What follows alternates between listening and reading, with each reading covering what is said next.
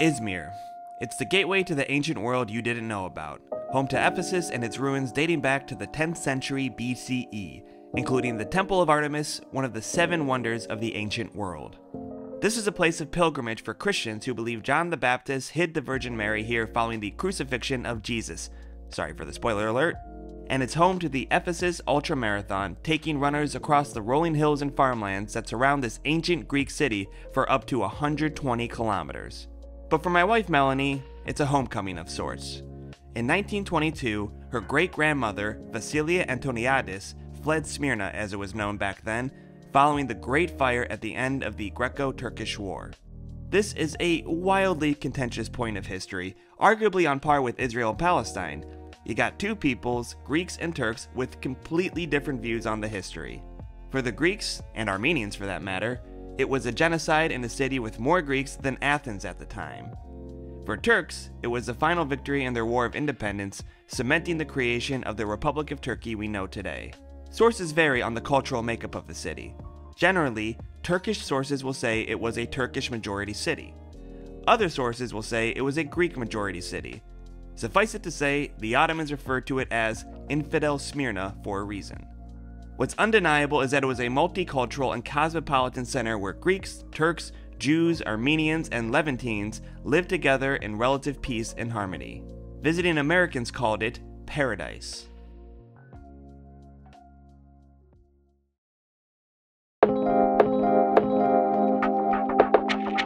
So our journey begins with a quick stop in Izmir at the site of the ancient city of Smyrna just outside of the Old Town Bazaar.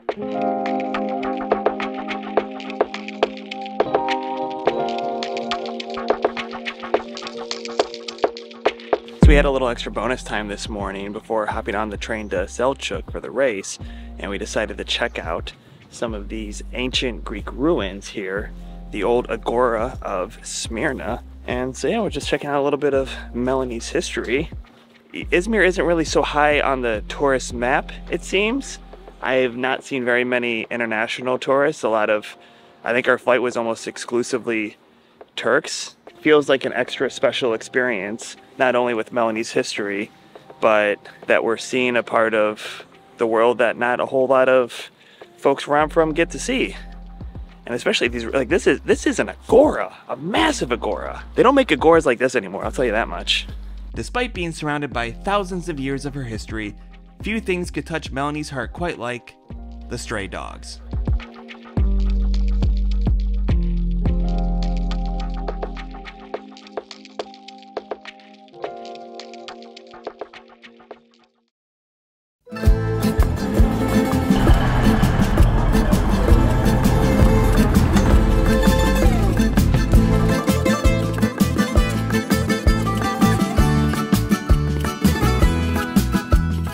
Welcome to Selçuk, where race fever has clearly swept across the town. But first things first, food. Emin Bola lives in Selçuk and is the founder of the Ephesian Tourism Agency. He meets us at our hotel and takes us to lunch at Yavuz. I mean, just look at that feast. The star of the show just might be the gözleme, a kind of Turkish flatbread stuffed with chard, eggplant, onion, and cheese. Handmade and fresh right out of the wood-fired brick oven. It simply does not get much better than that, folks. Our next stop takes us to Nakas, Ephesus, to learn a bit more about the legendary Turkish carpet. Jean was raised in Australia but returned to his native Turkey, where he's been working in the carpet industry for the last 40 years. Carpets have been a part of Turkish culture for the last 3,000 years. Every region has its own particular design, color combinations, and when you look at a rug, the design and colors will actually tell you where it comes from, if you know what to look for. Basically, there's no such thing as a Turkish rug. There are carpets made in Turkey with the influence of many cultures, including Armenian, Jewish, Greek, and Turkish as well. Marrying into a Greek-American family, I quickly learned about the, let's say, less than amicable history between Greeks and Turks. There's a reason why Yaya in My Big Fat Greek Wedding is constantly running from the Turks. Ξέρω είσαστε Τούρκοι και με πήρατε με απαγωγή.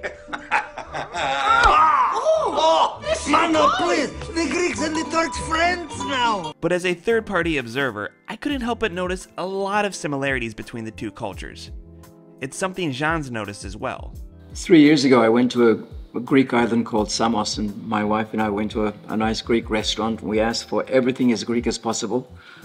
And to our surprise, every food that was served to us was exactly the same as what it is that we have on the side of the Aegean. The culture, the music, the food, just everyday reactions to different things of the two cultures, both Greek and Turkish, are so similar that I think it's only the politicians at the top that cause the big divide between the two. What separates us today, the Aegean, I think in actual fact is a very, very good bridge between the two cultures. Something that surprised me more than anything is just how little tourism there seems to be here considering the history, especially in this corner of Turkey. A century ago, this was paradise. Now, I bet most Americans and Europeans for that matter have never even heard of Izmir or Ephesus. In general, we Turks have never been good at marketing. The Eiffel Tower in Paris dates back to the 1800 something. It's a metal structure. It gets more visitors a year than the whole of this country does per annum. And yet, most of the things that people have read about in the Bible, read about in history books, took place in this country, but people just don't know of it. Ephesus, if you've read the Bible, you've heard about it. If you're a history buff, you know about it. But very few people have actually heard of Ephesus, and yet it's just as good a condition as Pompeii. The ancient city of Troy, it's in present-day Turkey. Helen, the face that launched 1,000 ships. The war took place in Turkey. Mount Ararat, where Noah's Ark is believed to have landed, it's in Turkey. Istanbul, the only city in the world located on 2 continents, it's in Turkey. We have to do something about marketing because we do have so much to offer, not only geographically, historically, but culturally as well, and we have very nice food as well. And for that, we have Turkish farmers to thank. Roughly speaking, Selçuk's economy is split about 50-50 between tourism and agriculture. Mustafa is an agricultural engineer at the Ephesus Life Center, a seed bank with educational programs. His goal, among other things, is to get the next generation interested in sustainable agriculture. Bunun dahilinde çocuklar burada tohumu gözlemliyorlar, tohumları öğreniyorlar. Bu tohumları kendi elleriyle toprakla buluşturuyorlar. Bunun haricinde tüm hasat evrelerini kendileri kendi çabalarıyla ürünleri elde ediyorlar ve hasatlarını yapıyorlar. Domatesin marketten alınan bir şey olmadığını öğreniyorlar ve dolayısıyla da emeğin ürünü olduğu için de doğru tüketimi beraberinde getiriyorlar. Mustafa and his team also work with local producers and farmers, distributing compost, fertilizer, and seeds free of charge to keep costs low and help them earn a profit. They do this to ensure that healthy foods are getting to local consumers. Tüm Türkiye'ye baktığımız zaman da hani bu kadar kompleks, bu kadar işlerin bir arada olduğu bir merkez yok. Hani bu konuda biz ilkiz. Şu ana kadar iyi bir yol izledik. İyi de gidiyor. Umarım daha da böyle üzerine koyarak, büyüyerek gideriz.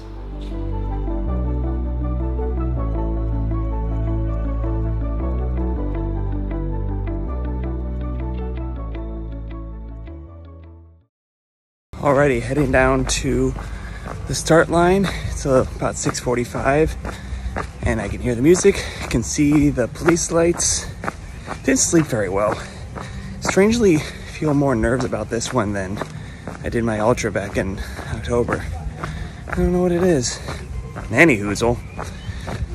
Signed up for the damn thing, might as well run it.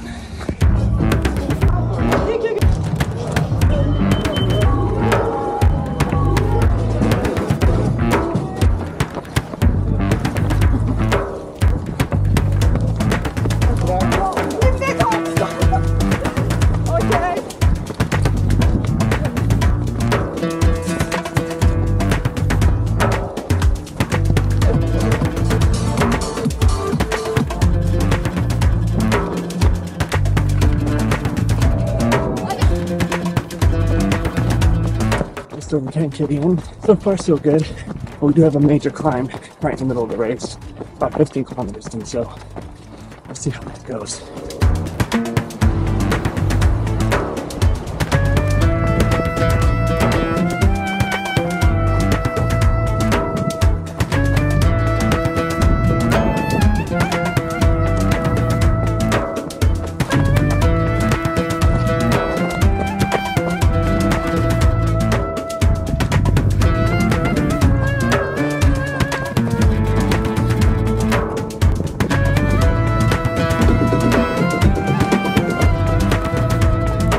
All right, hitting the end here. About 5 kilometers to go.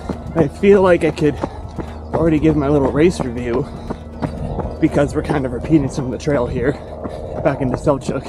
And what I really like about this course is that it's one that's best done as an event.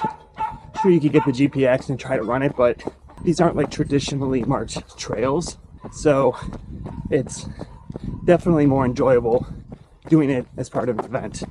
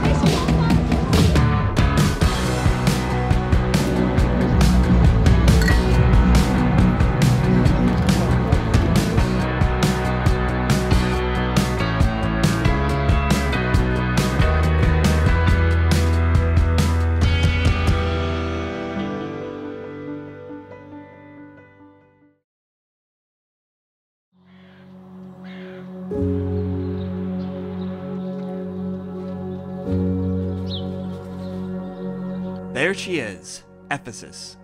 Never before have I walked in a place with such ancient history and could actually sense that this was, indeed, a city with actual living, breathing people.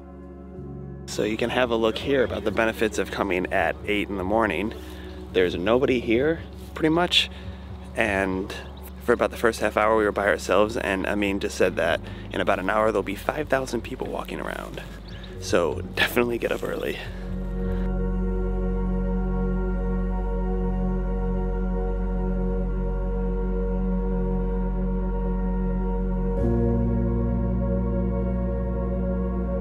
Further down the road sits the terrace houses, protected from the elements to ensure their preservation. This is where wealthier residents of Ephesus lived, and you can still see the intricate designs that decorated the rooms thousands of years ago.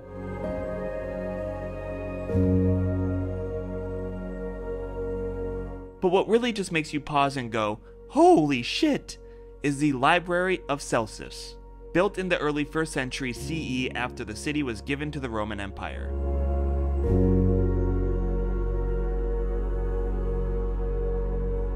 Near the library, you can find this outline of a footprint, which some consider the world's first advertisement. What are they advertising, you ask? The brothel located conveniently across from the library. Amin says they believe there was a tunnel connecting the library to the brothel, so men could go to the library acting like they wanted to bang out a scroll, when really, they just wanted to bang. The walk ends with a view of the ancient Greek theater. Built around 250 BCE, the Greeks used the theater with a capacity of about 25,000 for drama performances before the Romans turned it into gladiatorial combat. Fortunately, there's no stabbing these days, but like the Colosseum in Rome, it is used for concerts with the likes of Pavarotti, Ray Charles, and Diana Ross having performed at the Great Theater. About 6 kilometers or 3.5 miles down the road from the theater sits the House of the Virgin Mary, where pilgrims gather to pay their respects. But my heretical ass would only stand to sully the joint, so we instead head over to the Temple of Artemis, where there's not much left to sully.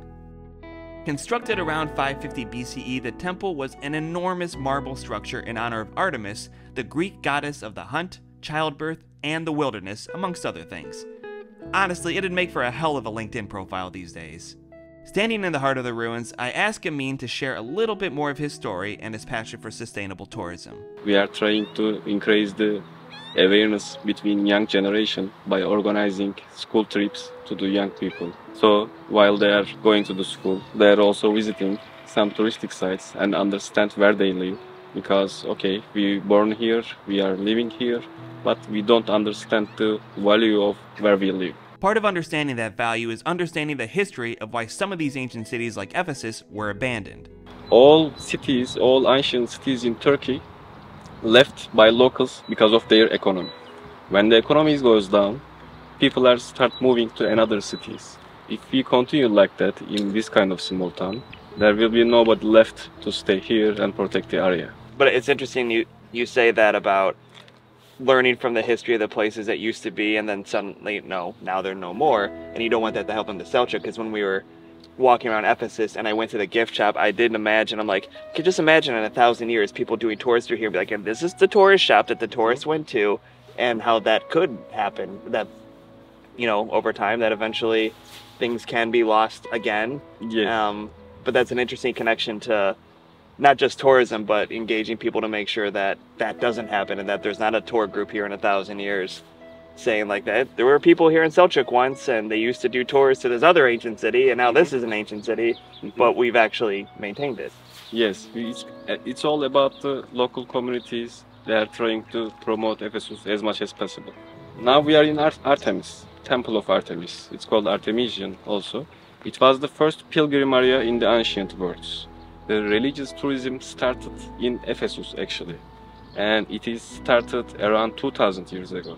Now it still continue, and we are just trying to keep continue for our young generation. Different gods these days. Yes, yes, different guys these days for different reasons. For different reasons, yeah. But nobody's coming for Artie anymore, unfortunately. yes, unfortunately.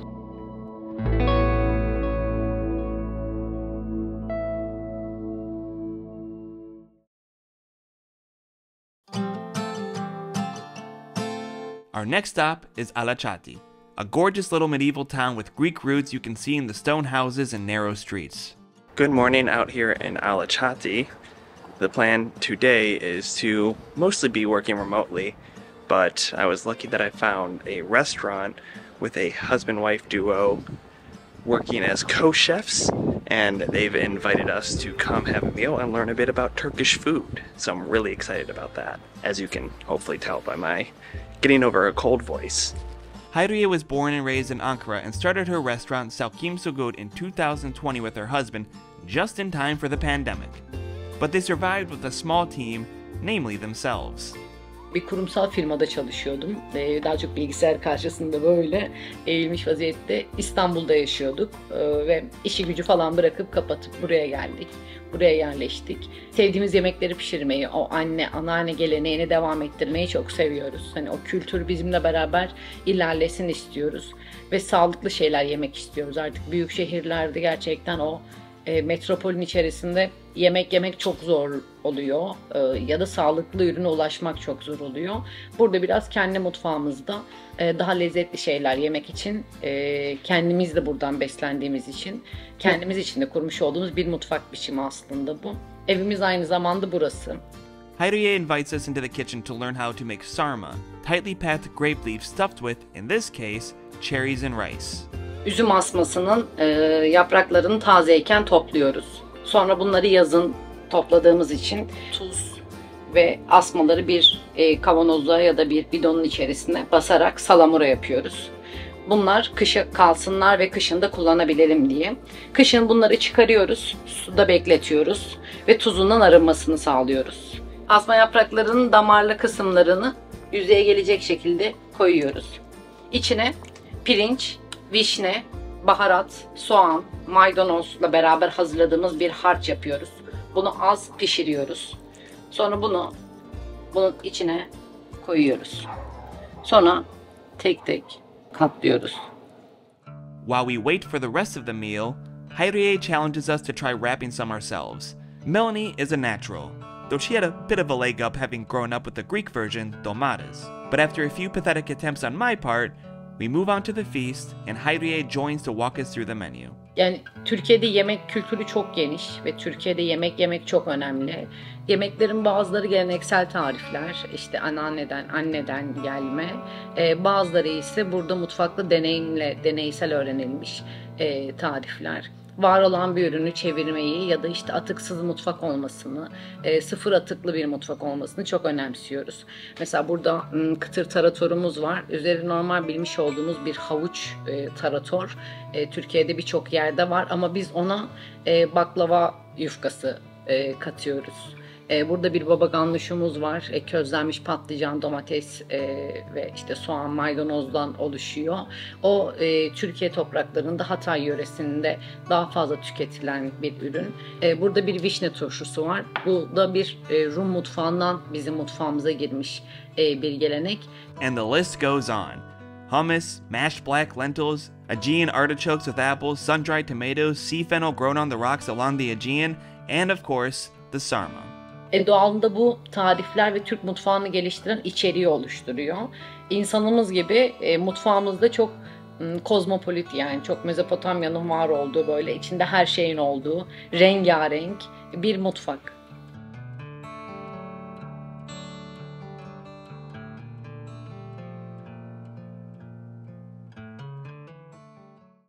After one last plate of menemen, eggs with tomatoes, green peppers, and spices, it's time to leave the comfy confines of the cozy Konak and head back over to Izmir, where we meet with Soliman.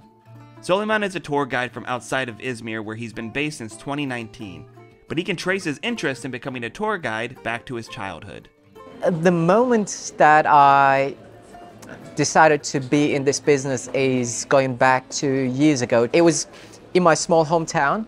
My mother was making bread in one of the communal stone ovens where other neighbors were joining as well. And so there was this German tourist with a camera. That was the moment. So she captured a photo of my mother, then she got the address, and then she sent that photo to my mother. But the moment that I could not interact, I could not help that person, I could not communicate. So it kind of encouraged me in the later years. And so that's personally, at the moment, how I think I ended up with this business, to be honest, just to help people to have a better experience while traveling around. That's precisely why I reached out to Soliman in the first place, because it's damn near impossible to find a local guide or any opportunity to get to know Izmir better.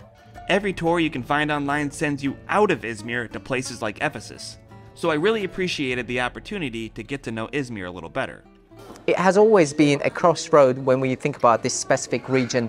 Even the pace in Izmir is different, because in Istanbul you need to rush, you need to go from A to B, but over here you have to take it slow. You can just enjoy your time, just slow down, enjoy your time in the city. Izmir is quite a liberal city compared to Istanbul or central or eastern part of Turkey. You can see it in the daylight when you just walk out, and even the dressing code is going to be completely different than these other parts of the country. Yes, Turkey is a secular country, but you get that feeling in Izmir. The things that I personally love while traveling in Izmir is going to be the local delicacies, and especially having those things in the historical places like this place from 1700s. I would like to show the real life when people come to Izmir. So I would like to show how we live and what we eat, what we do. So I would like to mix them all up, so just to give a real angle while visiting the city. But yeah, food is the priority, to be honest.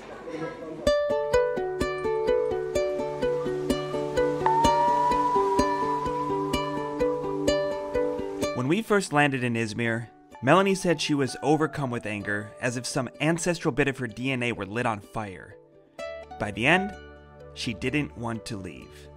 And that, my friends, is why you travel.